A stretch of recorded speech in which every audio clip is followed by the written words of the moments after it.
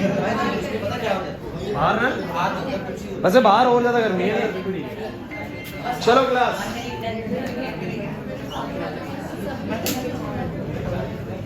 बच्चों प्लीज भाई, आप सब बच्चे बोर्ड पर देखो।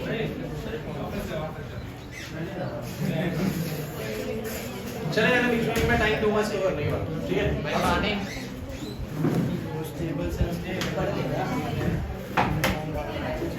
पकड़ना भाई।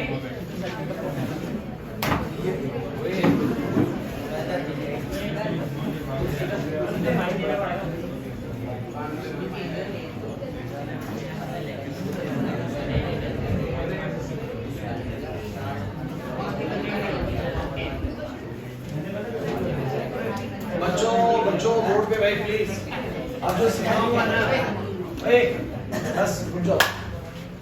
अब मैं जो तुम्हें टॉपिक सिखाने वाला हूँ पूरा थ्योरेटिकल टॉपिक है, अच्छे से सीखना इसको। सबसे पहली चीज मैंने आप लोगों के लिए ली बच्चों मेटल्स यहाँ पर, है ना? और मेटल्स यहाँ पर कौन है? कुछ नहीं है बच्चों, कंडक्टर्स हैं। और बात ये करने वाले हैं कि अगर मेरे पास कोई कंडक्टर है, मतलब मान लो कॉपर वायर है, कॉपर वायर, अभी इस रूम में बहुत सारी कॉपर वायरिंग है ना, सो ये कॉपर वायर इस रूम में लगी हुई है। आपको पता है उस कॉपर वायर के अंदर क्या सीन है? सबको पता है? अंदर ऐसे कॉपर के एटम्स हैं। अब तो इतना तुम फैमिलियर हो चुके हो ना इन चीजों से। और वो लोग क्या होंगे? बहुत सारे फ्री इलेक्ट्रॉन होंगे। मेरा बस आपसे ये मानना है, आप मुझे बताइए क्या सब बच्चे इस स्ट्रक्चर को समझ पाते हो क्या होता है? yes, कॉपर वायर के अंदर का सीन है। इस कॉपर वायर के अंदर क्या है बोलो? एटम्स है, और एटम्स से इलेक्ट्रॉन्स बोलो क्या कर रहे हैं? फ्री कर रहे हैं। And under the applied potential these electrons will start flowing in the same direction ना। आपको पता लगता है, लेकिन टकरा के पहुंचते हैं। क्लियर है कि नहीं? ऐसे ही कुछ होता है। तो इनके रास्ते में रेजिस्टेंस है। क्या है बोलो? रेजिस्टेंस। और मेरा सवाल आप लोगों से ये है कि अगर मैं टेम्परेचर में कुछ वेरिएशन करूंगा तो रेजिस्टिविटी पे क्या असर पड़ेगा? रेजिस्टिविटी पे तो आप लोग जानते हैं कि अगर कंडक्टर्स में आप टेम्परेचर बढ़ाते हैं तो इनकी जो आयंस होते हैं, जो एटम्स होते हैं, बेसिकली ऑसिलेट करना स्टार्ट कर देते हैं, और ये और ज्यादा रुकावट पैदा करते हैं फ्लो ऑफ इलेक्ट्रॉन के लिए। बोला है कि नहीं? yes, हम कहते हैं कोलिजन्स और बढ़ जाते हैं, कोलिजन्स और जिससे हम कहते हैं रेजिस्टेंस और बढ़ेगा, रेजिस्टेंस। लेकिन इसका एक मैथमेटिकल इक्वेशन भी हम समझ सकते हैं कि मैथमेटिकली ये चीज कैसे काम करती है। हमने फॉर्मूला सीखा है, लेकिन मैं तुम्हें कुछ और बताना चाहता हूं। ओए क्लास प्लीज भाई चुप हो जाओ, बोर्ड पे देखो। मैंने यहां पर बोला, ध्यान देना भाई। हेलो,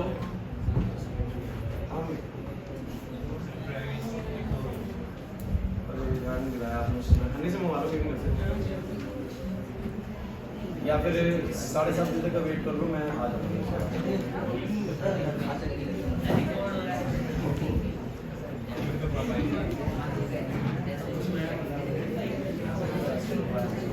कह रहे थे 7:30 बजे मैं आ जाऊंगा, लेकिन 7:30 बजे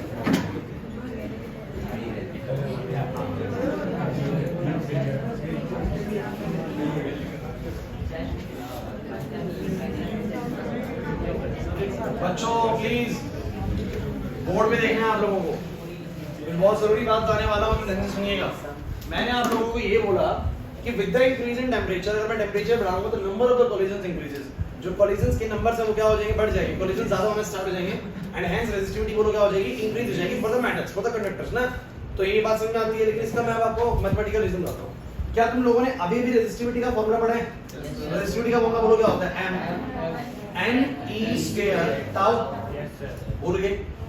रेजिस्टेंस क्या था? रेजिस्टेंस था रो L बाय रो था हमारा M में N(E)² ताउ L बाय में A। याद आ रहा हो तो यही तो रेजिस्टिविटी थी। और थोड़ा सा पीछे जाना है तो तुम लोग जानते हो कि हमारा फॉर्मूला कुछ ऐसा बना था कि V जो था ना वो बराबर में आ गया था Mn में N(E)² ताउ A इनटू में बोलो क्या? I। तो ऑब्वियस सी बात है, हमें पता है हम उसका according V directly to I होता है। तो पूरा ये जो समान है ये क्या है बोलो? R है। अरे समझे नहीं? ये V और I ये बोलो क्या है? R है। और इस R के अंदर बच्चों L और A को छोड़ दोगे तो बोलो ये क्या है? रो है। आपको देखो ज्यादा टेंशन नहीं है, सोचो कि ये कैसे है, कुछ नहीं करना। मैं आप लोगों को एक सिंपल सी बात बता रहा हूँ। ओम्स लॉ पेपर में सिर्फ इतनी सी बात समझ के जानी है। ओम्स लॉ के अंदर से रो क्या है ना वो तुम्हें पता होना चाहिए, R क्या है वो तुम्हें पता होना चाहिए, और तुम्हें ये वाला एक्सप्रेशन याद होना चाहिए। और ये एक्सप्रेशन भी कैसे आया वो भी तुम्हें पता है। तुम लोग जानते हो कि I में क्या होता है बोलो? NEAVD। बच्चों प्लीज बातें नहीं। और ड्रिफ्ट वेलोसिटी का फार्मूला सब बच्चे जानते हो वो क्या होता है? EV टाउ बाय में बोलो क्या? ML। और ये रहा I। अब क्या करना है? कुछ नहीं करना। V यहाँ पे रह गया, बाकी सबको इधर लिया। बोलो कितना आ जाएगा? बोलो ML में NE² ए टाउ आई। तो बताओ जरा ये वाली सारी चीज बोलो क्या होगी आर, ये वाली सारी चीज बोलो क्या होगी आर, देख लो। और आर में एल और ए को छोड़ के बोलो क्या बचता बाकी की सारा रेजिस्टिविटी। अरे नहीं आया यार। तो देखो जिस बच्चे ने चीजों को अच्छे से पढ़ा हुआ है ना उसके लिए ये खेल बहुत आसान है, मैं आपको बता रहा हूं मुश्किल है ही नहीं। अब सुनो जरा बात क्या सिखाने वाला हूं, रेजिस्टिविटी इसके बराबर होती है। अब आप लोग सब बच्चे मुझे एक बात का जवाब देना भाई, जब टेम्परेचर इंक्रीज होगा, जब टेम्परेचर इंक्रीज होगा, फोकस करना है सब बच्चों को, बहुत जरूरी चीज बोलने वाला हूं। जब टेम्परेचर बढ़ेगा तो क्या मास ऑफ इलेक्ट्रॉन में कोई चेंज आएगा, ई पे कोई चेंज आएगा, लेकिन दो चीजें बदल सकती हैं। एक एन होता है बच्चों number of free electrons per unit volume. एक यूनिट वॉल्यूम में कितने फ्री इलेक्ट्रॉन्स है। तो मुझे आप बताइए फ्री इलेक्ट्रॉन्स आए किस वजह से, क्योंकि कहीं ना कहीं एटम्स के अंदर जो इलेक्ट्रॉन्स होते हैं घूम रहे होते हैं और उनको एनर्जी मिलता है तो वो फ्री हो जाते हैं, फाउंडेशन से फ्री हो जाते हैं। यही तो सीन है ना। तो हमें लगता है कि जब टेम्परेचर बढ़ेगा तो एन भी बढ़ सकता है, फोकस करिएगा, एन बढ़ सकता है। और दूसरी बात जब टेम्परेचर बढ़ेगा ताऊ होता है रिलैक्सेशन टाइम। सॉरी यहाँ पर ताऊ क्या होता है बोलो, रिलैक्सेशन टाइम। आप जरा मुझे बताइए कि जब टेम्परेचर बढ़ेगा तो ये अब जल्दी जल्दी टकराएंगे या देर में टकराएंगे, जल्दी जल्दी। तो इनका जो एवरेज रिलैक्सेशन टाइम था, रिलैक्सेशन टाइम जिसमें रिलैक्सेशन में टकराते नहीं थे, वो क्या हो गया, कम हो गया। रिलैक्सेशन टाइम क्या होगा, कम। तो मैं बोलूंगा भैया टेम्परेचर के बढ़ने पर रिलैक्सेशन टाइम क्या हो गया, कम। फोकस करना, रिलैक्सेशन टाइम क्या हो गया, कम, और रेजिस्टिविटी क्या होगी, ज्यादा। लेकिन कुछ बच्चे अब यहाँ पर एक सवाल खड़ा करेंगे सर टेम्परेचर बढ़ेगा तो एन भी तो बढ़ा होगा, और एन बढ़ेगा तो रो घटेगा। फोकस करना है अच्छे से। लेकिन मैं क्या बोलना चाह रहा हूँ ध्यान सुनिए। यहाँ पर मैंने बोला कि जब टेम्परेचर बढ़ेगा तो आप फोकस करिए ना मास में चेंज आना ना ई में चेंज आना, लेकिन दो वेक्टर में चेंज आ सकता है रिया। कौन कौन से वेक्टर में, एक तो sir number of free electrons बढ़ जाएंगे, बढ़ने चाहिए number of free electrons per unit volume, और एक टाउ घटना चाहिए। पहले तुम्हें रीजन बताया क्यों घटना बढ़ना चाहिए।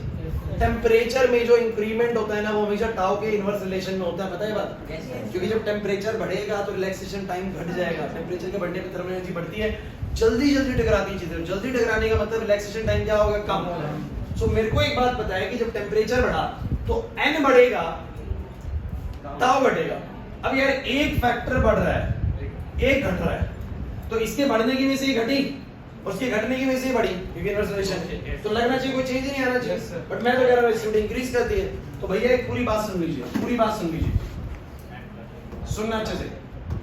एन बढ़ता जरूर है लेकिन उतना ज्यादा नहीं बढ़ता कंडक्टर्स के अंदर, क्योंकि कंडक्टर्स के अंदर आप जानते हो ऑलरेडी फ्री इलेक्ट्रॉन्स की संख्या बहुत ज्यादा होती है।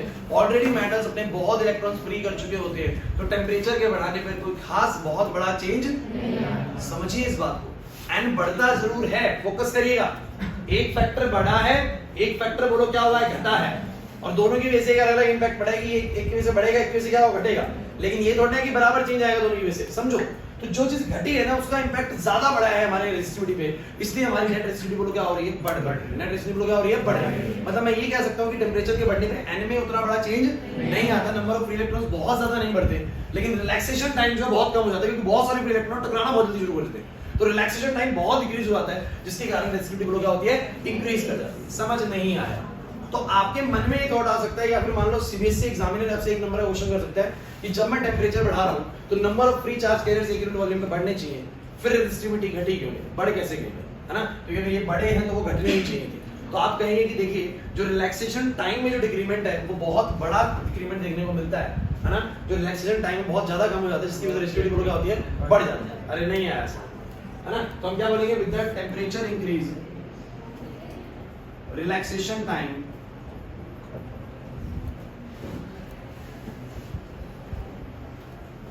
decreases to very large extent, या decreases due to which rho increases। यहाँ पर लिख देता हूँ,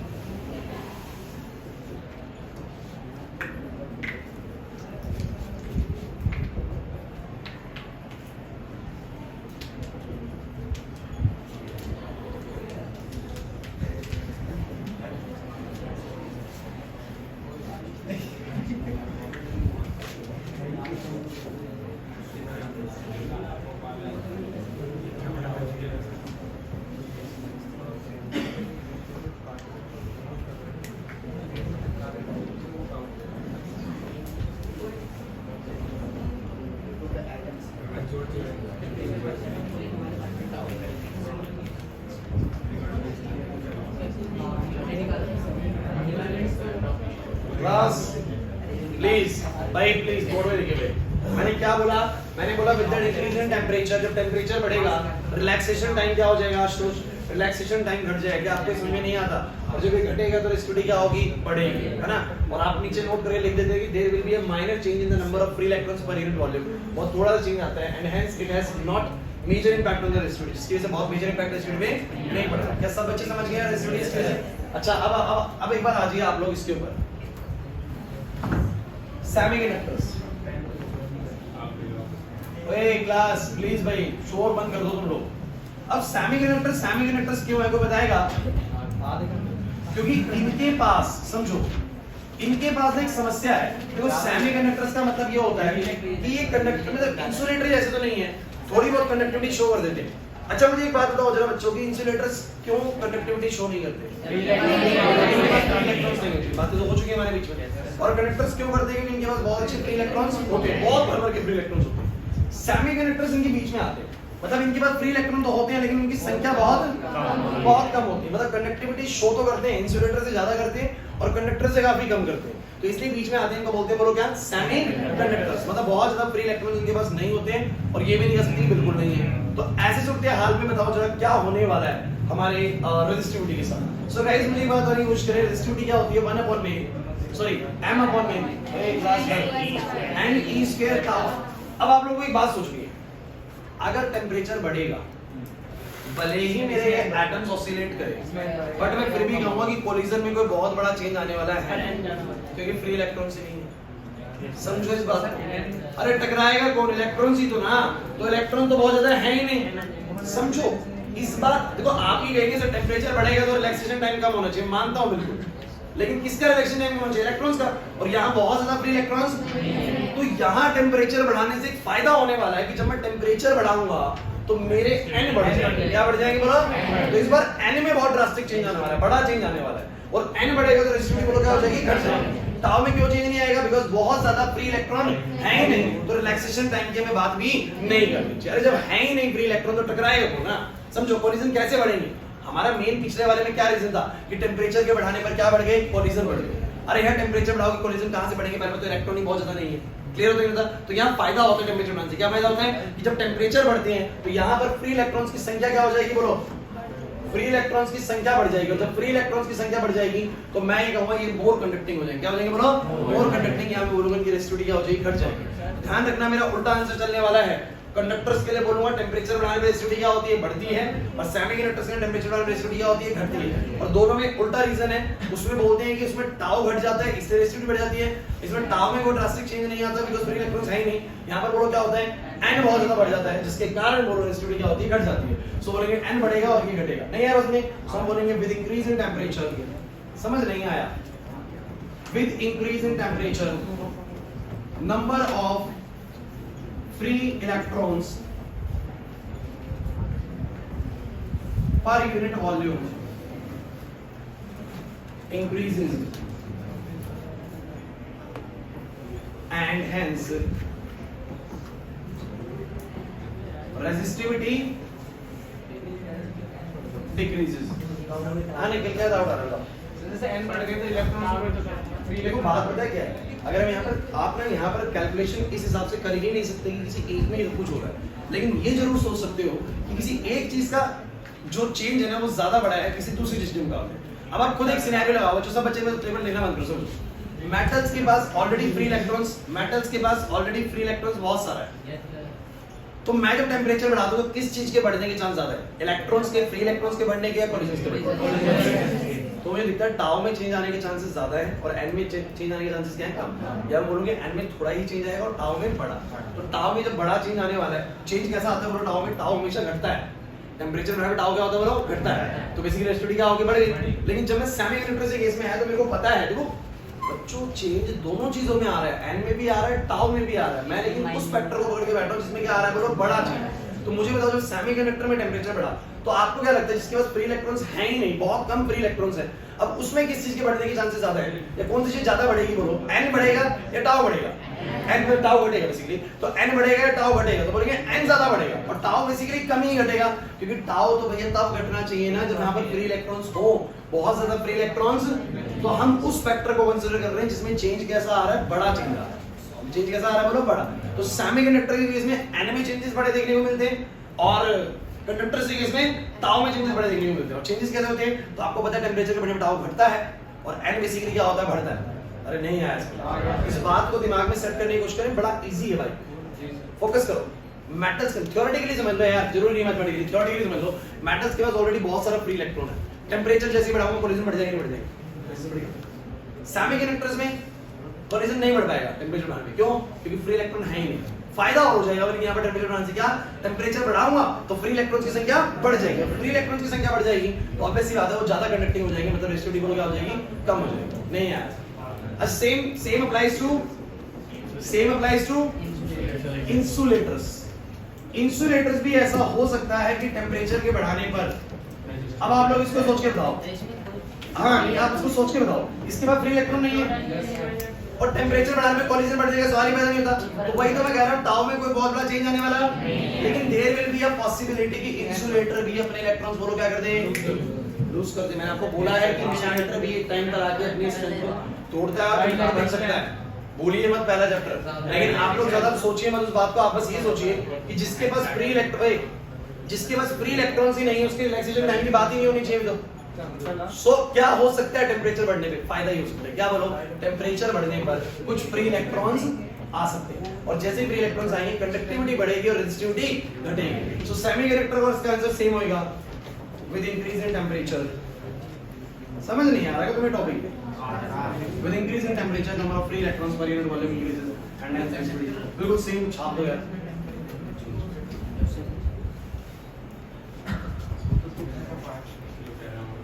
खत्म।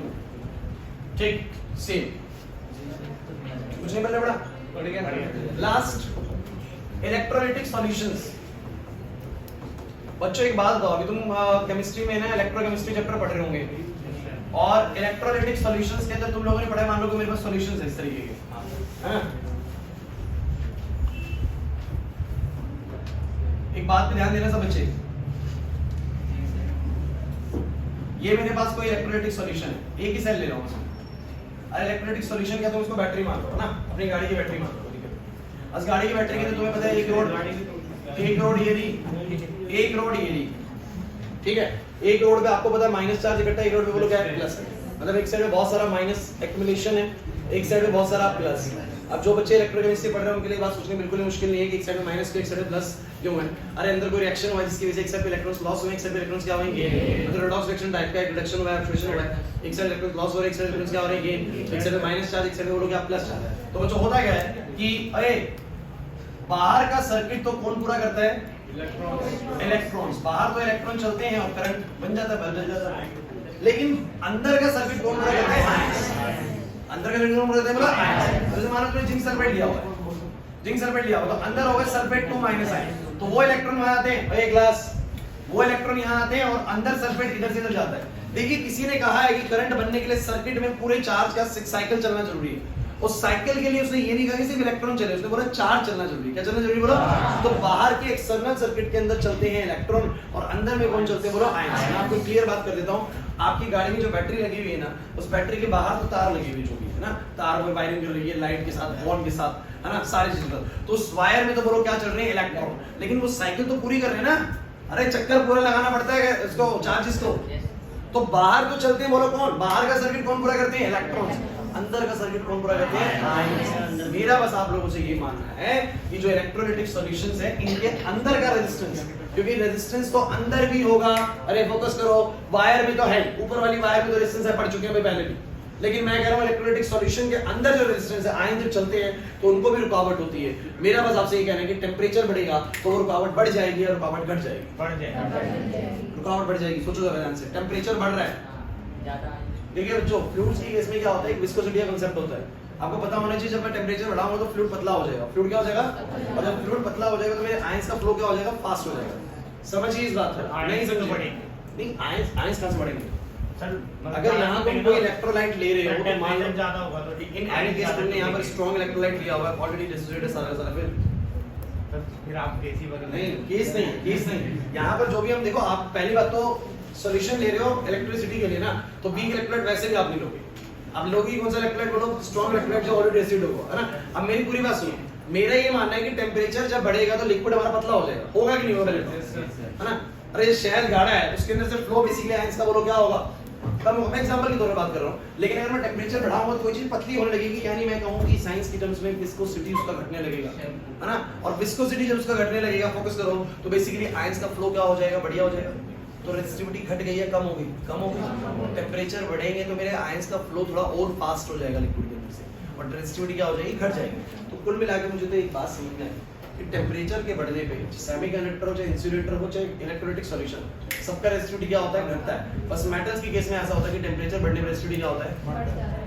अरे नहीं आया ऐसा। तो यहाँ पर क्या बोलेंगे? बोलो with the increase in temperature. अरे थ्योरेटिकल टॉपिक है। With the increase in temperature viscosity of fluid decreases and hence flow of ions become easier and hence resistivity कुछ पल्ले नहीं पड़ रहा तुम लोगों को, हैं? थोड़ा सर पूरा सर्किट जो होगा उसका देखो, बाहर फिर मेटल का अलग रहेगा, अंदर का अलग रहेगा। सीरियस उसने बोला इलेक्ट्रोलाइटिक सॉल्यूशंस, ये सर्किट का बताएंगे तुम लोगों को, इस सर्किट का नेट रेजिस्टेंस बाहर का और अंदर का मिला के होता है, ठीक है। क्लास क्लास क्लास बोर्ड में देखिए भाई, आप लोग मुझे बताइए मैंने तुम लोगों को कितने तरह के मटेरियल्स दिए? बोलो 4 तरह के। कौन कौन से बोलो? Metals, semiconductors, insulators, electrolytic solutions. इन 4 के थ्रू हम कंडक्टिविटी शो कर सकते हैं। एक प्रॉपर मेटालिक वायर है, एक मेरे पास बोलो क्या है? सेमीकंडक्टर, एक मेरे पास बोलो क्या है? इंसुलेटर, और एक मेरे पास क्या बोलो? Electrolytic solution. मेरा ये पूछना है कि जब मैं टेम्परेचर बढ़ाऊंगा तो इन सबकी रेजिस्टिविटी यानी जो आयंस का चार्जेस का फ्लो है बेसिकली उस पे कितनी रुकावट बढ़ेगी या बोलो क्या होगी? घटेगी। तो कहा गया कि मेटल्स के केस में अगर आप टेम्परेचर बढ़ाओगे तो इलेक्ट्रॉन्स के फ्लो, चार्जेस के फ्लो बेसिकली उसको रुकावट बढ़ जाएगा, उसको रुकावट कोलिजन्स बढ़ जाएंगे, रुकावट बढ़ जाएगी तो रेजिस्टिविटी बढ़ जाएगी। तो टेम्परेचर के बढ़ने पे रेजिस्टिविटी क्या होती है? बढ़ती। किस केस में? मेटल के केस में। बट सेमीकंडक्टर और इंसुलेटर के केस में फायदा होता है क्या? कि जब टेम्परेचर बढ़ता है तो यहाँ पर फ्री इलेक्ट्रॉन्स बढ़ जाते हैं, जिससे फ्री इलेक्ट्रॉन्स के बढ़ने से इनकी कंडक्टिविटी हाई हो जाएगी, मतलब ये ज्यादा कंडक्टिंग हो जाएगी। और ज्यादा कंडक्टिंग होने का मतलब रेजिस्टिविटी बोलो क्या होना? कम होना। नहीं आया समझ में? इलेक्ट्रोलाइटिक सॉल्यूशन भैया आपको लिक्विड जैसी चीज दिख रही है, टेम्परेचर बढ़ाएंगे तो लिक्विड पतला होने लगेगा, उसकी विस्कोसिटी बोलो क्या हो जाएगी? उसकी विस्कोसिटी बोलो क्या हो जाएगी? डिक्रीज कर जाएगी। विस्कोसिटी अगर कम हो जाएगी तो फ्लो ऑफ आयंस बोलो क्या हो जाएगा? इजियर हो जाएगा। और फ्लो ऑफ आयंस अगर इजियर होगा तो रेजिस्टिविटी बोलो क्या होगी? घट गई। अरे नहीं आया सर। अच्छा तो एक बात मैं और बता देता हूं, कुछ बच्चों के दिमाग में भी चल रहा होगा सर बाहर का क्या सीन है? देखो बाहर है मेटालिक वायर, अंदर बोलो क्या है? इलेक्ट्रोलाइटिक सॉल्यूशन है। तो अंदर का रेजिस्टेंस जो है बेसिकली टेम्परेचर बढ़ने पर बोलो क्या होगा? घट जाएगा। क्या हो जाएगा बोलो? लेकिन बाहर का आपको पता है मेटालिक वायर है, वहां तो बढ़ेगा। अब आपको सर मैं क्या आंसर करूं? अरे भैया वो इलेक्ट्रोलाइटिक सॉल्यूशन की बात कर रहा है, सिर्फ सॉल्यूशन की। लेटर ऑन मैं इस चैप्टर में तुम्हें बताऊंगा इस पूरे सर्किट का जो रेजिस्टेंस होता है वो कितना होता है, जितना इंटरनल रेजिस्टेंस होता है और प्लस में जितना बाहर का रेजिस्टेंस होता है, दोनों का रेजिस्टेंस जुड़ता है। ये बात आपको अभी तक नहीं पता है, लेकिन आपको लेटर ऑन इस चैप्टर के अंदर सिखाई जाएगी, डोंट वरी, ठीक है। सो गाइस मुझे बस एक बात पहले आप लोग बताओ, तो एक क्लास तुम्हें ये मुद्दा कुछ समझ में आया जो मैंने अभी डिस्कस किया? तुमको से नहीं आया? आ गया सर। हां भाई आ गया। जी क्या ऑब्जर्व कर रहा था? क्लियर है? बड़े आ गए? Yes sir. Yes sir. Option नहीं ओके लंच पे नहीं सर, काम करते हैं मैं तुम लोगों को सिखाता हूँ। छोटा टॉपिक ले, बड़ा टॉपिक नहीं ले रहा हूँ, छोटा टॉपिक ले ना।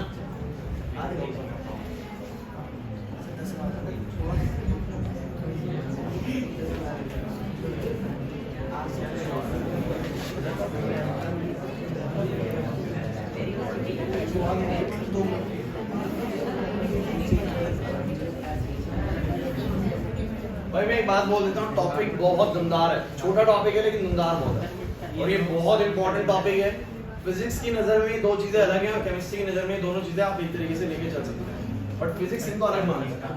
अभी क्या है वो सुन लो, एक क्लास अच्छे से सुनना, टॉपिक बहुत ज्यादा इंपॉर्टेंट है। पहले बोलो ईएमएफ ऑफ सेल जो है ना बच्चों ई से डिनोट होता है और जो टर्मिनल पोटेंशियल डिफरेंस है वो वी से डिनोट होता है। और बच्चे इतना पढ़ लेते हैं लेकिन बच्चों को समझ नहीं आता ये ई में और वी में फर्क क्या है। ढंग से सुनिए, आएगा समझ, 100% आएगा, तो ढंग से सुनना पड़ेगा, ठीक है। एक बोला मैंने सेल का ईएमएफ और एक मैंने बोला सेल का टर्मिनल पोटेंशियल डिफरेंस। अब क्या करना है, आगे से आप दुकान से कभी भी कोई बैटरी लाना, हर्षित पीछे क्या कर रहा भाई तू? मैंने बोला कि एक आप दुकान से बैटरी लेके आए, कोई सेल लेके आए, 12 वोल्ट की बैटरी लेके आए, आप लोग छोटी सी बैटरी आती है पहले, ढंग से सीरियस टॉपिक को इंपॉर्टेंट है, मॉडल नहीं आता। तो आप लोग उस पे दो चीजें लिखी पाए, एक पाएंगे उस पे लिखा हुआ ईएमएफ और एक पाओगे टर्मिनल पोटेंशियल डिफरेंस। एक होगा ई और एक होगा वी। कौन बच्चा बताएगा क्लास में क्या फर्क है? सर ई वो पोटेंशियल डिफरेंस होता है जब सर्किट क्लोज ना हो, मतलब ओपन सर्किट हो, सर्किट क्लोज नहीं है उसमें फ्लो नहीं कर रहा चार्ज। अच्छा। और टर्मिनल पोटेंशियल डिफरेंस वो होता है जब चार्ज फ्लो कर रहा होता है। मतलब क्या है इनका वैसे? क्या मतलब क्या है इसका? Class please. मैंने आप लोगों से पूछा एक सेल का ईएमएफ और एक सेल का टर्मिनल पोटेंशियल डिफरेंस। आपकी बैटरी स्पेस पे लिखा होगा 12 वोल्ट की बैटरी है, उसका ईएमएफ लिखा होगा 12 वोल्ट, टर्मिनल पोटेंशियल डिफरेंस लिखा होगा 11 वोल्ट। क्या मतलब?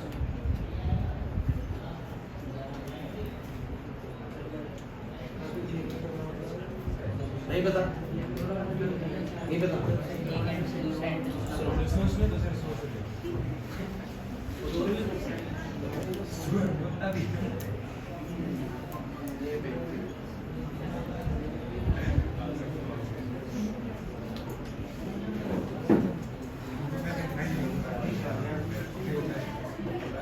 कोई बच्चा बताएगा?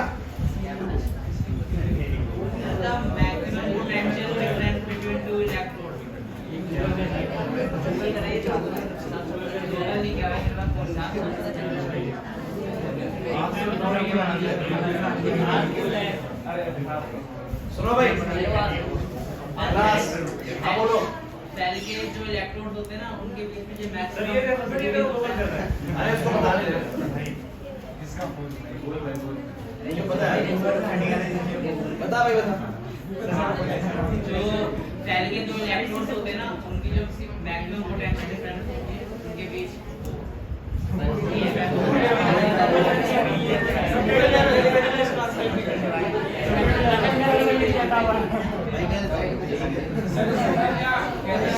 क्लास, अरे क्लास, चलो चलो बोर्ड पे लिखो।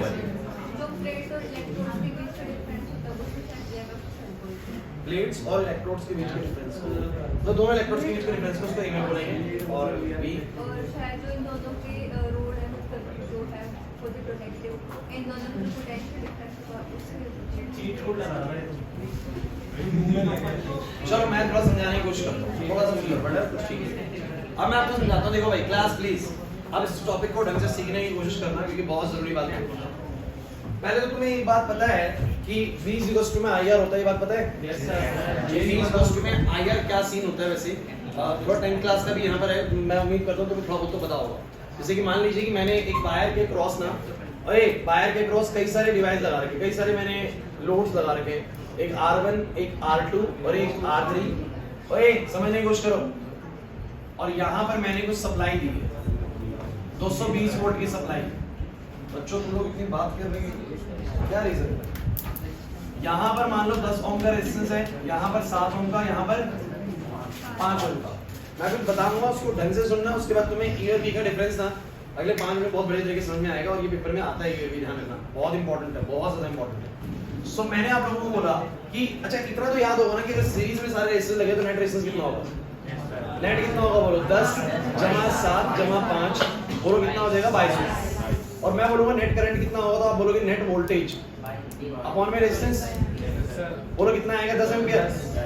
अब मेरी पूरी बात समझने की कोशिश करना है, मतलब इस सर्किट के अंदर से कितना करंट फ्लो हो रहा है? 10 एम्पीयर। और आपको पता है सीरीज में तो सबके थ्रू ही कितना जाएगा? बोलो 10 एम्पीयर।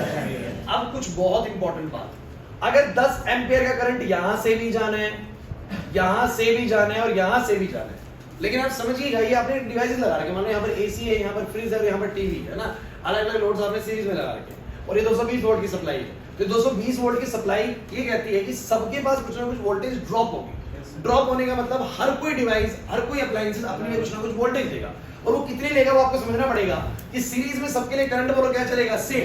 तो इस सीरीज में रास्ता तो बटा ही नहीं ना, तो जो फ्लो यहाँ पर है पूरे रास्ते में 10 ही रहेगा। अब 10 एम्पियर का करंट तुम्हें चलाना है एक ऐसे डिवाइस के थ्रू जिसका रेजिस्टेंस 10 ओम है। कितना बोलो? 10 ओम। तो करंट है 10, सुनिएगा पूरी बात, और रेजिस्टेंस है 10, तो जो वोल्टेज ड्रॉप आएगा, वोल्टेज ड्रॉप यहाँ पर आएगा 100 का। समझने की कोशिश करना, मैं पूरी बात बताऊंगा आप लोगों को। मतलब 100 वोल्ट तो ड्रॉप यहाँ पर होगा, मतलब ये वाला अप्लायंस जो कितनी वोल्टेज देगा बोलो? 100 वोल्ट। और समझने की कोशिश करें, वही 10 एम्पियर का फ्लो चाहिए मुझे, लेकिन अब ऐसे अप्लायंस के थ्रू जहां पर बस रेजिस्टेंस 7 ओम का है, तो रेजिस्टेंस कम है, कशिश रेजिस्टेंस बोलो क्या है? कम। तो जो वोल्टेज कंज्यूम होगी, जो ड्रॉप होगी, वो भी क्या होगी? कम होगी। अरे भैया मुझे 10 का एक फ्लो कराना है, पहले एक ऐसे अप्लायंस के थ्रू जिसमें रुकावट 10 की है, और एक ऐसे अप्लायंस के थ्रू रुकावट बोलो कितनी की? 7 की। तो मुझे फ्लो 10 का ही कराना है दोनों में से, तो किस केस में ज्यादा एनर्जी लग जाएगी? इस केस में। और इस केस में एनर्जी बोलो कैसे लगेगी? कम। इसमें कितने लगेगी बोलो? सिर्फ 70। और अगली बार मुझे सेम 10 का फ्लो कराना है सिर्फ 5 ओम वाले से, मुझे और वोल्टेज कम ड्रॉप लगेगी बोलो। यहाँ से 50 वोल्ट ड्रॉप हुआ, तो 220 वोल्ट का बंटवारा ऐसा हुआ कि 100 वोल्ट तो ये खा गया, 70 वोल्ट ये खा गया, 50 वोल्ट ये खा गया, सबने अपने अपना ड्रॉप ले लिया। इसे बोलते हैं voltage drop. End voltage drop बोलो कितना होता है? आया। कितना होता है बोलो? तो किसी भी लोड के थ्रू, किसी भी अप्लायंस के थ्रू या किसी भी वायर के थ्रू अगर कोई भी चीज फ्लो कर रही है, तो उसको उसके लिए कुछ एनर्जी चाहिए। क्या चाहिए बोलो? तो एनर्जी वो कहां से आएगी? 220 वोल्ट की एनर्जी थी, भूलिए मत यार, वोल्ट क्या होता है? जूल पर कूलम ही होता है ना। तो 100 वोल्ट की या 100 जूल की एनर्जी तो यहाँ खर्च होती है अप्लायंस के थ्रू, 70 यहाँ खर्च होती है, 50 यहाँ खर्च होती है, कुछ 220 खर्च होती है। इसको बोलते हैं वोल्टेज ड्रॉप की इतना वोल्टेज इन अप्लायंस के अंदर ड्रॉप हो गया, मतलब इतना वोल्टेज उन्होंने ले लिया अपने काम करने के लिए। क्लियर हुआ कि नहीं हुआ? थोड़ा बहुत क्लियर हुआ कि नहीं हुआ? क्योंकि जब मैं अगला topic series and parallel combination कराऊंगा तो भी ज्यादा क्लियर होगा। ठीक है ना? मैं डिटेल में बात करूंगा, लेकिन वापस से टॉपिक पे आता हूं बच्चों, और समझने की कोशिश करते हैं। पैरेलल में तो ये वोल्टेज सेम रहेगी। पैरेलल में लग रहेगा, बिल्कुल पैरेलल में लग रहेगा। ठीक है, फिलहाल ये वाले केस को उससे समझ में आ जाएगा, लेकिन वोल्टेज ड्रॉप वहां भी हो जाएगा। ठीक है, बताऊंगा किस तरीके से। भाई क्लास इधर। अब बच्चों सीन क्या है वो सुनो। आपकी कोई भी बैटरी है, आपने जो भी बैटरी आज तक देखी है उसमें 2 टर्मिनल निकले हुए देखे, क्योंकि मैं उम्मीद करता हूं ज्यादातर बच्चे केमिस्ट्री भी यहाँ पर ही आते हैं, और कहीं केमिस्ट्री अगर आप कहीं और भी पढ़ रहे हैं तो आपने इलेक्ट्रोकेमिस्ट्री चैप्टर तक तो शायद पढ़ा होगा, और इलेक्ट्रोकेमिस्ट्री चैप्टर के अंदर आप लोगों ने सेल्स के बारे में बात करी होगी। और जो इलेक्ट्रोकेमिकल सेल्स होते हैं उनमें आपको पता है कि 2 रोड निकलेंगे, कैथोड रे बोलो क्या? या आप कोई भी जनरल बैटरी कंसीडर कर लीजिए, गाड़ी की बैटरी, स्कूटी की बैटरी, या कोई भी बैटरी आप दुकान से लेके आए, उसमें 2 रोड्स निकलेंगे, एक ऐसे और एक ऐसे। हुआ क्या है बच्चों? अंदर ना एक रिएक्शन हुआ है। अंदर क्या हुआ बोलो? रिएक्शन। और रिडक्शन भी कौन सा हुआ? Redox reaction. और रिडॉक्स रिएक्शन में रिडक्शन भी हुआ है, बोलो क्या हुआ? ऑक्सीडेशन भी। मतलब इलेक्ट्रॉन्स का लॉस भी हुआ है, इलेक्ट्रॉन्स का, मतलब एक साइड पे इलेक्ट्रॉन्स लॉस में, एक साइड पे इलेक्ट्रॉन्स क्या हुए? गेन। तो एक साइड नेगेटिवली चार्ज हो चुकी है और एक साइड, मतलब मैं ये कह सकता हूँ एक साइड पे इलेक्ट्रॉन्स का डेफिशिएंसी हो गया है। क्या हो गया बोलो? और एक साइड पे इलेक्ट्रॉन्स एक्युमुलेट हो रहे हैं। क्या हो गया बोलो? अब इलेक्ट्रॉन्स अंदर से फ्लो नहीं कर सकते, इलेक्ट्रॉन्स बोलो कहां से फ्लो करेंगे? बोलो बाहर से, मेटलिक वायर के थ्रू ना, वही रास्ता है। तो बाहर से जैसे ही इलेक्ट्रॉन्स फ्लो करेंगे, क्योंकि इनइक्वालिटी क्रिएट हो गया, यहाँ पर मेरे पास कहूंगा इलेक्ट्रॉन्स का डेफिशिएंसी, और यहाँ पर इलेक्ट्रॉन मेरे पास क्या बोलो? एक्सिस में। इस इनइक्वालिटी को खत्म करने के लिए इलेक्ट्रॉन भाग के जाएंगे उस तरफ, लेकिन आपने हर वक्त भागेंगे क्या? अरे नहीं बच्चों, अगर मेरा सेल कनेक्टेड नहीं है, अगर मैंने की को ऑन नहीं करा हुआ, समझो मेरी बात को, की को ऑन नहीं करा हुआ, तो ये वाली साइड पॉजिटिव बनी रहती है। उस बैटरी को आप रखे रखिए, उसका एक एंड हाईली पॉजिटिव रहेगा, मतलब कि इलेक्ट्रॉन डेफिशिएंट रहेगा, और ये वाला एंड बोलो क्या रहेगा? इलेक्ट्रॉन्स के एक्सिस में रहेगा, बाहर रहेगा इलेक्ट्रॉन से। लेकिन जैसे आप स्विच ऑन करोगे, उसका स्विच ऑन करोगे जैसे के साथ ही, है ना, तो स्विच ऑन करते के साथ ही क्या होता है? इनको दिखता है कि भैया पॉजिटिव वाला को जाने का रास्ता बन गया, रास्ता मिल गया नेगेटिव वाला को, भाग के जाते हैं उस तरफ, बोलो क्या बनता है? करंट बनता है। क्या बनता है बोलो? करंट। अभी समझने की कोशिश करते हैं बच्चों, मैं क्या कहना चाह रहा हूँ, सारी बातें कहां से लिंक करने वाली है। तो बच्चों मैं अभी थोड़ी देर पहले तुमसे बात कर रहा था, कि बाहर का सर्किट कौन पूरा करता है? इलेक्ट्रॉन, लेकिन अंदर का सर्किट कौन पूरा करता है? आयन। तो अंदर चलता है सल्फेट आयन ना, अंदर कौन चलता है बोलो? तो बाहर चले 2 इलेक्ट्रॉन, अंदर चले सल्फेट आयन, सर्किट पूरा हो गया, करंट बन गया। करंट क्या हो गया? लेकिन मेरा आप लोगों से एक बात पूछना है, इंपॉर्टेंट चीज पूछना है, समझिएगा। बाहर भी रेजिस्टेंस है और अंदर भी रेजिस्टेंस है। कहते हैं कि मान लीजिए इस सेल ने जो ईएमएफ बना के दी, फोकस करिएगा, इस सेल ने जो ईएमएफ बना के दी, जो ताकत बना के दी, मान लीजिए वो 220 वोल्ट की बना के दी। इसको बोलते हैं ईएमएफ। इस सेल ने भैया पूरी की पूरी कुछ ताकत बना के दी, 220 वोल्ट का डिफरेंस है, इसको बोलेंगे 220 वोल्ट का पोटेंशियल डिफरेंस क्रिएट करके दिया इसने 2 एंड्स पे। क्योंकि मैं आपको एक बात बता देता हूं, जितना बड़ा पोटेंशियल डिफरेंस होगा उतना बड़ा बोलो क्या होगा? वहां पर करंट का फ्लो होगा, क्योंकि पोटेंशियल का डिफरेंस ही डिसाइड करता है फ्लो कितना होगा। भूलिए मत, इधर प्लस है इधर माइनस है, जितना बड़ा ये अंतर होगा उतनी ही तेजी से बेसिकली बोलो क्या करेंगे? करंट फ्लो करेंगे।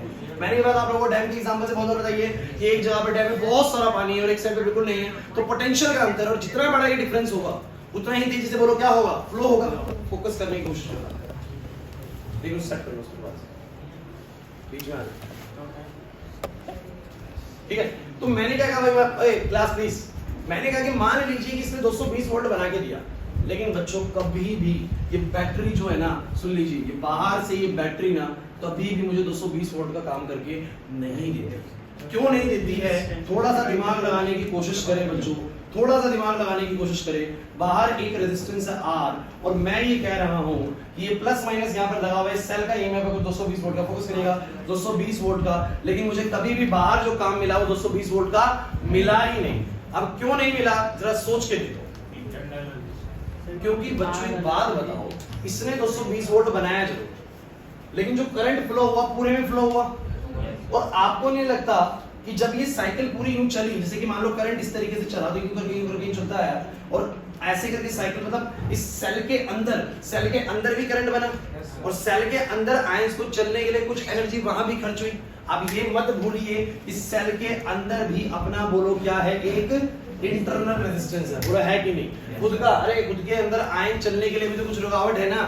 तो क्या आपको नहीं लगता कि पूरे के पूरे सर्किट में करंट बनाने के लिए अंदर भी कुछ जो करंट बना, बेसिकली अंदर भी कुछ रेजिस्टेंस था और उसकी वजह से भी कुछ वोल्टेज ड्रॉप अंदर भी हुआ होगा। मतलब ये मान के चलो कि 220 वोल्ट भले ही इसने बनाया, 220 वोल्ट भले ही इसने बनाया, लेकिन उसमें से 10 वोल्ट जो है, 10 वोल्ट जो है इसके अंदर ही करंट फ्लो करने में क्या हो गया बोलो, खर्च हो गया। बाहर मुझे कितना मिला? मात्र 210 वोल्ट। कितना मिला बोलो? पहले इस थीम को पकड़ने की कोशिश करो। मेरे को एक बात बताओ, कोई भी बैटरी तुम्हें करंट बना के दे रही है, क्या वो पूरा साइकिल नहीं चलेगी? अरे वो बाहर थोड़ा बना के देगी, अंदर भी तो साइकिल, चार्ज को पूरी एक साइकिल कंप्लीट करना जरूरी है। यहाँ से निकला तो वापस पूरी साइकिल चलाएगा, और जब अंदर चार्ज चलेगी तो कुछ एनर्जी अंदर खर्च होगी कि नहीं होगी? अरे अंदर भी तो रेजिस्टेंस है, जब अंदर रेजिस्टेंस है तो अंदर जब करंट चलेगा तो वोल्टेज ड्रॉप अंदर होगा कि नहीं होगा?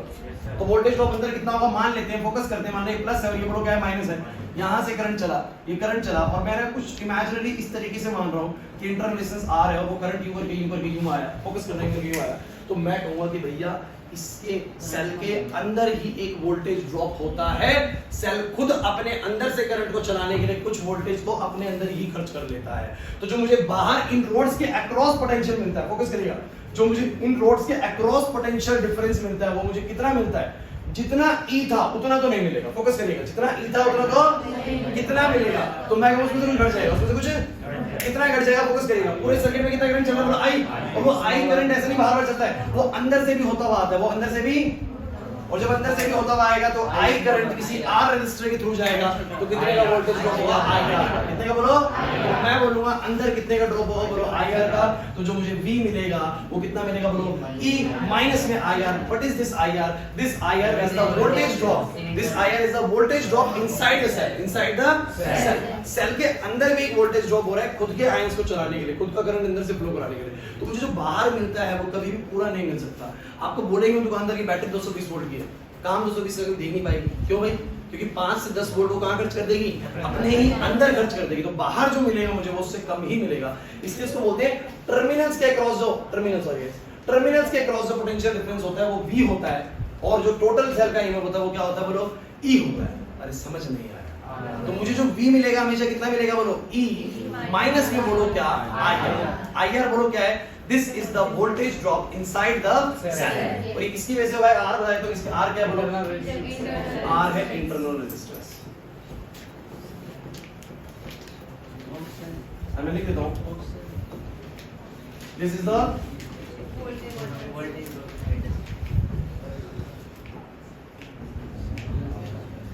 inside the cell।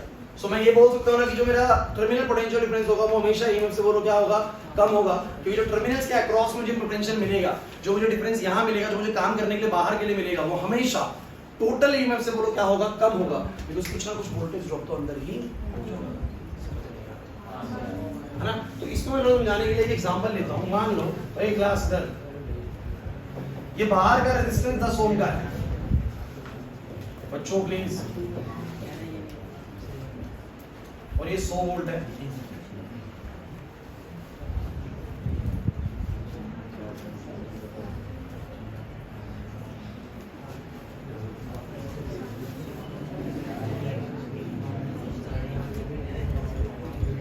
अब फोकस करिएगा भाई, मुझे एक बात और बताएंगे आप लोग, अगर इस सेल का ईएमएफ जो है वो 100 वोल्ट है, कितना बोलो? 100 वोल्ट का इसका ईएमएफ है। फोकस करना भाई, इंपॉर्टेंट चीज है।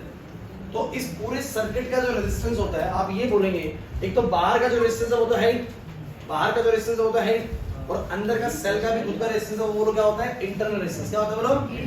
तो क्या मैं ये कह सकता हूँ कि जो मुझे करंट मिलने वाला है वो मुझे कितना मिलने वाला है? जितना मेरा ईएमएफ है ई वो, फोकस करना, जितना मेरा ईएमएफ है ई वो, और टोटल रेजिस्टेंस बोलो कितना है? टोटल रेजिस्टेंस बोलो कितना है? जितना बाहर का रेजिस्टेंस है आर प्लस में जितना इंटरनल रेजिस्टेंस है बोलो क्या स्मॉल आर। तो मैं बोलूंगा मेरी टोटल वोल्टेज तो है ये वैसे, और टोटल रेजिस्टेंस जो है बोलो कितना है? बोलो R प्लस में R, नीचे डिवाइड करेंगे तब जाके बोलो क्या आएगा करंट। तो जिस बच्चे को ये दो इक्वेशन समझ में आएंगी ना, उसके बाद इसके क्वेश्चंस करने स्टार्ट कर सकते हैं। लेकिन आप लोगों को समझना पड़ेगा what is the difference between the EMF and the terminal potential difference. Focus करो गाइस, मैं क्या कह रहा हूं। हां भाई इधर अब दुकान पे आप गए, आपने एक बैटरी ली, उस पे लिखा हुआ 12 वोल्ट ईएमएफ और 11.5 वोल्ट टर्मिनल पोटेंशियल डिफरेंस। मतलब बताओ कि इसने 12 वोल्ट की एनर्जी तो बनाई थी, इसके अंदर जो रिएक्शन हुई थी उससे 12 वोल्ट ही बना था बेसिकली, लेकिन मुझे बाहर सिर्फ 11.5 ही मिल पाएगा। मुझे काम करने के लिए कितना मिल पाएगा बोलो? 11.5। आप बल्ब जो रहेंगे वो 11.5 वोल्ट का इस्तेमाल कर पाएगा, 0.5 वोल्ट का इस्तेमाल 8.5 वोल्ट कहां खर्च हो जाता है? अंदर ही खर्च हो जाता है। अरे नहीं आया समझ? तो जो अंदर खर्च हो रहा है वो समझ में आ रहा है कि नहीं आ रहा? अगर मैं तुम लोगों से पूछूं कि सर्किट में कितना करंट बनेगा, तो क्या आप लोग बता पाओगे सर्किट में कितना करंट बनेगा? तो आप बोलोगे सर्किट में कितना करंट बनेगा? बोलो E अपॉन में बोलो क्या? R प्लस में R। तो बोलेंगे 100 वोल्ट का ईएमएफ है, और बोलो कितना बोलेंगे? तो बोलेंगे 2 जमा में 10, बोलो कितना आएगा? ये तो वैल्यू ऐसी ले लेता हूं यार, वैल्यू ऐसी ले लेता हूं। ये 8 ओम है, कितना बोलो? 10। तो मुझे बताना जरा कितना आएगा? 10 एम्पीयर।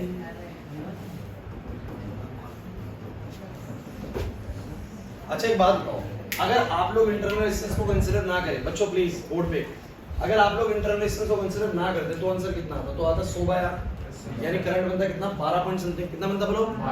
एक्चुअली में वो आंसर हमेशा गलत है। और मैं आपको बता दूं 10th क्लास तक आप जितने भी क्वेश्चंस करते हैं ना, आप लोगों ने वो गलती करे। रीजन क्या है? क्योंकि किसी भी सेल में ऐसा नहीं हो सकता, सुनो सुनो, किसी भी सेल में ऐसा नहीं हो सकता कि उसका खुद का इंटरनल रेजिस्टेंस ना हो। तो आप लोगों को बताया तो सीबीएसई क्या करती है इस तरह की चीजों से बचने के लिए? वो क्या करती है? क्वेश्चन में ये लिख देती है consider that cell has an negligible internal resistance. मान लेते हैं इस सेल का खुद का बोलो रेजिस्टेंस बोलो क्या है? नेग्लिजिबल है। अगर सेल का खुद का रेजिस्टेंस बोलो क्या है? नेग्लिजिबल है, तो मैं इस स्मॉल r को बोलो क्या मान लूंगा? 0। और फिर तुम्हारा फॉर्मूला बन जाएगा I बराबर में क्या बोलो? E by capital. और फिर तुम्हारे लिए वही कहानी है कि भैया V बाय का आप जो बच्चों पढ़ते हैं। लेकिन मैं आपको एक बात बताया तो बार-बार सुन लो इस बात को, इंपॉर्टेंट चीज बोल रहा हूं मैं ये बोल रहा हूं कि भैया जो हमारी टोटल ईएमएफ होती है वो अलग चीज होती है, और टर्मिनल पोटेंशियल डिफरेंस क्या होता है बोलो? अलग चीज होती है। जो मुझे टर्मिनल पोटेंशियल डिफरेंस मिलता है, यानी जो इस बैटरी के बाहर मुझे जो वोल्टेज मिलने वाली है वो कितनी मिलने वाली है बोलो? जितनी ई थी वो, उसमें से माइनस हो जाएगा आईआर, ये वाला आईआर जो अंदर ही ड्रॉप हो गया। तो बाहर मुझे कितना मिला बोलो? ई माइनस, अरे नहीं यार, ई माइनस। क्लियर हुआ? तो कोई बच्चा मुझे बताएगा इसके अक्रॉस वी कितना है? वी कितना है इसके अक्रॉस?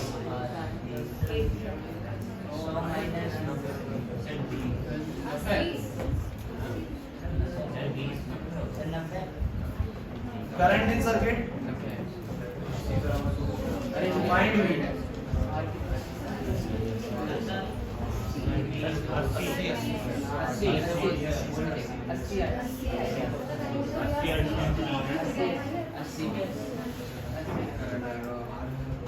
बच्चों बताओ, बच्चों दिमाग लगाओ पूरा। उसने बोला ईएमएफ 100 का है, लेकिन क्या मतलब है 100 का ईएमएफ का? कि भैया इस सेल की ताकत तो 100 की थी, लेकिन खुद का इंटरनल रेजिस्टेंस 2 ओम का है, खुद के अंदर ही रुकावट 2 ओम की है, और बाहर जो लोड है वो कितने का बोलो? 8 ओम का। समझो मेरी पूरी बात। तो मैं कहूंगा ना पूरी साइकिल के दौरान नेट रेजिस्टेंस कितने का मिलने वाला है? 10 का। तो नहीं आएगा समझ में? मैंने बोला कि भैया इसका ईएमएफ 100 वोल्ट का, फोकस करो सारी कहानी समझ में आएगी। ईएमएफ 100 वोल्ट का मतलब खुद की जो पोटेंशियल है वैसे तो 100 वोल्ट की तैयार करिए, लेकिन खुद का इंटरनल रेजिस्टेंस बचेगा कितना बोलो? 2 ओम का, और बाहर का एक्सटर्नल बोलो कितना बोलो? 8 ओम का। तो कुल मिला के पूरी साइकिल के दौरान बाहर मिलना है 8 और अंदर मिलना है 2। नेट रेजिस्टेंस कितना मिलेगा? 10 का। तो नेट रेजिस्टेंस मिला 10 का, और 100 वोल्ट का इसका ईएमएफ था, तो करंट कितना बनेगा? 10 एम्पीयर। तो करंट तो बनेगा 10 का। अब मेरी कोई बात सुनो, तो इसमें करंट चला बोलो कितने का? 10 एम्पीयर का। मेरा आपसे ये भी पूछ रहा था कि बताओ जरा बच्चों कि V कितना रहा होगा, मतलब इनके बाहर आपको एक्चुअली में वोल्टेज कितने की मिली होगी?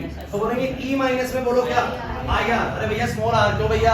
क्योंकि यही तो स्मॉल r की वजह से ही तो बोलो वोल्टेज क्या होती है? ड्रॉप होती है अंदर। तो बोलेंगे जितना इसका ईएमएफ वैसे था उसमें से आईआर बोलो अंदर क्या हो गया होगा? ड्रॉप हो गया होगा। तो बोलो 100 तो इसको वैसे था, करंट कितने का बोलो? 10 का करंट। अरे 10 का पूरे में फ्लो कराने यार, और कितने का ड्रॉप होगा? 2 ओम का रेजिस्टर 10 का करंट है, तो 10 × 2 कितने का वोल्टेज ड्रॉप होगा? 20 का। तुम्हें समझ ही नहीं आ रहा? 80 वोल्ट टर्मिनल पोटेंशियल डिफरेंस, मतलब इसके बैटरी के बाहर कितना पोटेंशियल मिला होगा? मात्र 80। कितना मिला होगा? 20 कहां गया? ड्रॉप हो गया। क्या हो गया बोलो? ड्रॉप सेल के अंदर ही ड्रॉप हो गया। क्लियर हुआ कि नहीं हुआ? हालांकि इतना कभी ड्रॉप नहीं होता, मैंने रेजिस्टेंस बढ़ा लिया हुआ, इस कारण से ऐसा हो रहा है। इंटरनल रेजिस्टेंस 0.2 ओम 0.3 ओम ऐसे मिलेंगे। अरे नहीं आया समझ? कुछ क्लैरिटी आई? और एक और मजे की चीज आप देखोगे, बाहर I 10 है और R 8 है, वैसे 10 × 8 कर लो, बोलो कितना आ जाएगा? 80। तो पता लगेगा बाहर के क्रॉस से पोटेंशियल है कितने का? बोलो 80 का। 80 वैसे भी आ रहा है। क्लियर नहीं हुआ? ये तुम्हें डिफरेंस क्लियर होना बहुत जरूरी है, क्योंकि एज अ साइंस स्टूडेंट बच्चों को ना बैटरीज का ईएमएफ और टर्मिनल पोटेंशियल डिफरेंस के बीच का डिफरेंस क्लियर होना जरूरी है। तो क्या डिफरेंस होता है? एक मोटा मोटा दिमाग में सेट हो रहा है कि नहीं हो रहा? क्या सेट हुआ? बोलो। एक सेल जो होता है वो आपको जो सर्टेन डिफरेंस बना के देता है वो तो ई होता है, जो दो एंड्स के बीच में पोटेंशियल डिफरेंस बना के देता है वो तो बोलो क्या होता है? ई। डेफिनेशन में मत जाइए, समझने में ध्यान दीजिए। तो मैंने बोला कि एक सेल ने आपको दो रोड्स के बीच में जो एग्जैक्ट पोटेंशियल बना के दिया वो कितना दिया? बोलो ई। लेकिन कभी भी आपको उन सेल के बाहर, मतलब उन रोड्स के बाहर कभी भी ई जितना काम नहीं मिल पाएगा। क्यों नहीं मिल पाएगा? क्योंकि कुछ वोल्टेज ड्रॉप वो अपने अंदर से ही करंट को बनाने के लिए यूज कर लेता है, क्योंकि जब साइकिल चलेगी ना, करंट चलेगा तो करंट उसके अंदर से भी जाएगा, और जब उसके अंदर से जाएगा तो कुछ वोल्टेज ड्रॉप वो अपने अंदर ही करवा लेगा। क्लियर हुआ कि नहीं हुआ? क्योंकि अंदर भी रेजिस्टेंस है तो अंदर भी तो एनर्जी खर्च होगी ना भाई। सो कितना मिलेगा? बाहर कितना मिलेगा? इसीलिए बोलते हैं टर्मिनल्स के अक्रॉस कितना मिलेगा, इन टर्मिनल्स के अक्रॉस कितना मिलेगा। तो जितना ई था वो माइनस में, जितना करंट सर्किट में चल रहा है आई, और अंदर इंटरनेशनल बोलो कितना आर, तो अंदर कितना ड्रॉप है? बोलो आई आर। तो 20 क्या है? बोलो ई माइनस। और एक सर्किट में नेट करंट कितना बनेगा? बोलो E अपॉन में क्या? R प्लस में बल्ले नहीं पड़ रहा। और ये क्वेश्चन है क्लास नीचे लगन, इस क्वेश्चन के जरिए तुम्हें थिंग समझ में आनी जरूरी है भाई, कि बाहर का रेजिस्टेंस 8 का है, बोलो कितने का? 2 का है, ईएमएफ 100 का है, आपसे V मांग लिया तो कोई दिक्कत नहीं है। हमने बोला करंट कितना बनेगा? नेट करंट बनेगा जितना नेट ईएमएफ है 100, और नेट रेजिस्टेंस सर्किट का पूरे का रेजिस्टेंस कितना? बोलो 8, और 2 अंदर का तो कितना? बोलो 10। तो 100 वोल्ट पूरी नेट ताकत है, 10 ओम का रेजिस्टेंस, तो करंट कितना बनेगा? 10 का ही बनेगा। सो 10 का करंट बना, तो मैं बोलूंगा 100 में से कितना अंदर खर्च हो जाएगा? सो I into small r, I into मैं बोला 10 into 2 20, बोलो कितना बचेगा? 80। That's the difference between the EMF and the terminal potential difference. देखो चीजें समझने में बहुत आसान है, बस तुम्हें पॉइंट्स अच्छे से सुनने हैं, फिर तुम्हें फंसोगे नहीं इन चीजों में। अब तुम्हें समझ में आ रहा है बैटरी पे वो EMF अलग क्यों लिखा है और V क्यों अलग लिखा हुआ है? E क्यों अलग है और V अलग क्यों है? और E हमेशा ज्यादा मिलेगा और V हमेशा बोलो क्या मिलेगा? कम, क्योंकि E में से ही कुछ घट जाता है ड्रॉप, वोल्टेज ड्रॉप, तब जाके बोलो आपको क्या मिलता है? V मिलता है। अरे नहीं आया भाई, ठीक है। सो क्लास को बस मैं रोकूंगा, यहाँ पर 2 मिनट एक चीज सुनेंगे बस। आज हमने ज्यादा नहीं करा है भाई, आज हमने सिर्फ और सिर्फ एक बात समझी कि variation of class, variation of resistivity with temperature. चलो भाई 4 चीजों पे फोकस करो, metals, semiconductors, insulators, electrolytic solutions. बोलो टेंपरेचर के बढ़ाने पर इनमें से किसका रेजिस्टेंस बढ़ जाता है? किनका घटता है? बाकी सबका घटता है, सेमीकंडक्टर का, इंसुलेटर का, इलेक्ट्रोलाइटिक सॉल्यूशंस का। बोलो है कि नहीं यार? पता है सबको, बस इतना याद रखना है कि एक का बस बढ़ता है, बाकी 3 का बोलो क्या होता है? दूसरी चीज, आज दूसरी चीज तुम्हें सिखाई ना, मैंने ज्यादा बड़ा टॉपिक पिक नहीं किया, मैंने आपको डिफरेंस समझाने की कोशिश करी। बोलो किसका? ईएमएफ का और टर्मिनल पोटेंशियल डिफरेंस का। बोलो ईएमएफ क्या है? एक सेल ने जितना भी दो एंड्स के बीच में पोटेंशियल डिफरेंस तुम्हें बना के दिया था वो तो बोलो क्या था? ई। लेकिन आपके जो यूज में आएगा, आपके जो सर्किट के बाहर आपको मिलेगा वो कभी भी उतना नहीं मिल पाएगा। वो कितना मिलेगा आप लोगों को? ई में से आपको समझना पड़ेगा मैं आई आर बार क्यों माइनस करता हूँ, और ये आई में स्मॉल आर लेना है भैया। क्यों भाई? क्योंकि अंदर जो बैटरी का जो इंटरनल रेजिस्टेंस है उसकी वजह से कुछ वोल्टेज ड्रॉप अंदर ही हो गया, तो मैंने बोला भैया ई में से जब ये वोल्टेज ड्रॉप घट जाएगा जो अंदर हुआ, तो बाहर जो मिलेगा वो भी होगा। अरे क्लियर हुआ कि नहीं हुआ? तो आप लोगों को ना बचपन से V पढ़ा रहे थे, E पढ़ा रहे थे, लेकिन E एक्चुअल होता है, उसके जो ड्रॉप करने का मिलता है वो बोलो क्या मिलता है? V मिलता है। Is this fine? और ये मैं और क्वेश्चंस कराऊंगा, इसके ऊपर तुम्हारी कमांड मिल जाएगी। क्वेश्चन ज्यादा नहीं करें, टॉपिक समझा बस। टॉपिक क्लैरिटी है कुछ नहीं है? इससे पहले के सारे टॉपिक क्लियर है? अगली क्लास में सुन लो भाई, छुट्टी मत करना, क्योंकि अगली क्लास में ना मैं आपको कॉम्बिनेशंस ऑफ रेजिस्टर कराऊंगा। उसके बाद ना इस चैप्टर का सबसे इंपॉर्टेंट टॉपिक शुरू होगा, किरचॉफ्स रूल। किरचॉफ्स मैं आपको बता देता हूं 100% क्वेश्चन आएगा, 100%। और भाई क्लास वो पूरा टॉपिक डिपेंडेंट है जो मैं परसों वाली क्लास में कराऊंगा। तो इससे कोई भी बच्चा ना फिलहाल छुट्टी मत करना। गर्मी इतनी पड़ रही है, दूसरों की गर्मी मैनेज करो, ठीक है? हाँ जिसकी फीस है